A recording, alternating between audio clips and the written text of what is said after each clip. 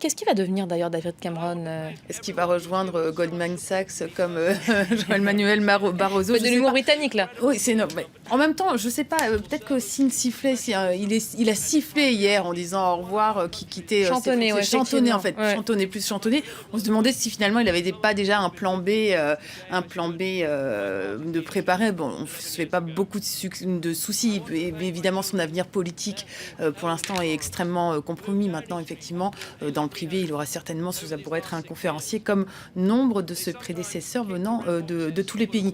Ce qu'il va quand même essayer de faire, et c'est peut-être aussi pour ça, les joutes verbales et les traits d'humour et le discours qu'il a tenu ce matin et maintenant le discours qu'il tient devant la presse britannique, c'est une façon de sortir la tête haute, de montrer que malgré tout, il ne regrette rien, de défendre son bilan. Alors évidemment, on va aux côtés de sa famille, on le voit soutenu par ses enfants là aussi. Aux côtés de sa famille, effectivement. Et lui, il joue beaucoup sur cette image justement de la famille, contrairement à effectivement Theresa May, qui est quelqu'un de beaucoup plus discret, qui se montre pas en public. David Cameron a toujours joué sur cette carte. D'ailleurs, on se rappelle que quand il était devenu Premier ministre, il était venu accompagné de sa femme qui avait un gros ventre et qui allait accoucher pas longtemps après. Mais l'idée pour David Cameron, c'est de défendre un bilan, de dire quand même que c'est lui qui a permis de renouer avec la croissance, qui a permis de baisser le taux de chômage. En novembre 2015, il était à pratiquement 5%, ce qui était un record depuis 10 ans. Alors évidemment, le revers de la médaille, c'est que les classes populaires ont beaucoup souffert de ces politiques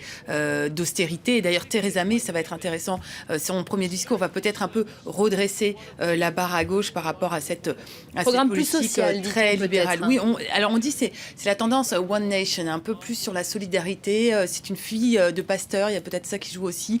Voilà, ce serait peut-être, pour faire le parallèle, une tendance chrétienne démocrate, par exemple chez les Allemands comme Angela Merkel.